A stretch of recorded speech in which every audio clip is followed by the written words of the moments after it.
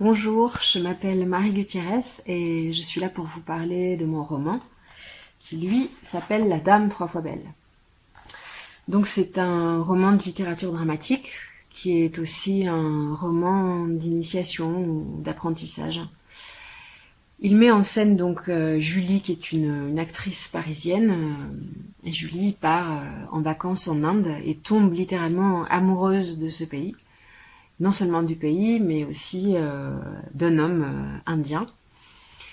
Et pour finir, elle va tout quitter, son travail, son pays, sa famille, ses amis, tout le connu, pour se lancer à corps perdu dans cette histoire avec cet homme, et aussi cette histoire avec l'Inde, parce que finalement, elle développe aussi une relation très très particulière, intense, difficile et merveilleuse avec ce pays, qui va finalement la révéler à elle-même.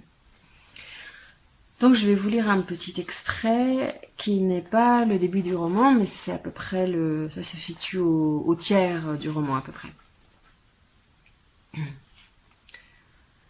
Dans la voiture, nous nous taisions. J a glissé un CD dans l'autoradio. La musique s'échappait par les fenêtres ouvertes. Un homme chantait à une femme qu'il l'aimerait pour toujours. Spanish Girl, il l'appelait. I love you forever, il jurait. Nous nous sommes garés devant l'aéroport et la musique s'est arrêtée avec le moteur. J a pris ma main et l'a posée sur sa bouche.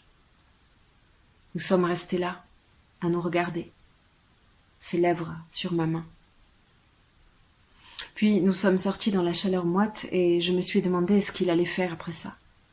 Ce que moi je ferais. Comment tout ça se terminerait. Il m'a enlacée. Imperceptiblement d'abord, il s'est mis à chanter dans mon oreille. Je me suis abandonnée à sa berceuse. J'étais une autre et profondément moi-même. Il fredonnait la chanson qu'on venait d'écouter. Well, Spanish girl, time to go, il a fini par dire. J'ai pris une grande inspiration, je me suis détachée de lui. J'ai lâché ses mains et tourné le dos, attrapé mon passeport, empoigné ma valise et me suis dirigée vers la porte où 2 soldats contrôlaient les papiers. Ne pas me retourner était sûrement aussi difficile que de ne pas regarder la gorgone dans les yeux, mais j'ai avancé. Si je le regarde encore, je me change en pierre. J'ai avancé et tendu mon passeport à l'homme en uniforme kaki. J'ai passé le tourniquet, marché jusqu'aux écrans qui listaient les vols, jusqu'à la queue qui serpentait devant les comptoirs d'embarquement, vers les hôtesses aux joues roses qui souriaient et tamponnaient. J'ai posé ma valise sur le tapis, pressé le pas jusqu'à la zone de contrôle, ôté mes chaussures, les ai remises. J'ai traversé le duty-free dans les odeurs de Guerlain et de samosa, avisé un siège devant la porte d'embarquement et regardé par la grande baie vitrée les avions sur la piste, les gens assis en face de moi, mes mains, et enfin j'ai expiré, me préparant à sentir la douleur s'infiltrer dans mon oxygène, mais je n'ai rien senti, rien du tout. Sanjay avait sûrement raison. J'avais découvert quelque chose dans ce pays. La légèreté. Une montgolfière était retenue en moi par des poids que l'Inde avait jetés par-dessus bord. Je me sentais aussi vierge que si j'avais arraché et jeté au feu mes vieux carnets pour ne conserver que des pages blanches. Je regardais les autres passagers. Je les aimais pour leurs habits colorés, pour leur langue indéchiffrable, leur capacité à me transporter hors de moi-même.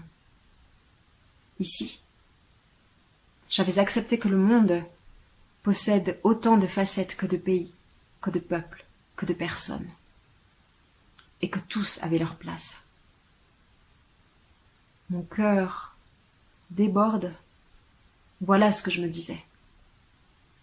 J'ai pensé à J assis dans sa voiture, peut-être encore devant l'aéroport, et mon cœur a menacé d'exploser. C'est trop. Laissez-moi reprendre mon souffle avant de tomber raide, écrasée d'amour.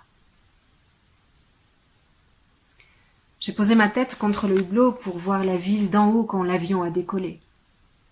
Bombay étalait ses toits déglingués au pied des immeubles géants et des enseignes lumineuses, sa fourmilière humaine, sa magie, sa crudité. J'ai soudain repensé à Subhash. Lorsqu'avant de les quitter, lui et sa femme, sur la plage de Goa, il avait affirmé « C'est un pays magnifique, l'Inde. Magnifique et terrible. Une mère qui maltraite ses enfants autant qu'elle les aime. » J'ai fermé les yeux, remonté la couverture sur mes genoux et me suis endormie.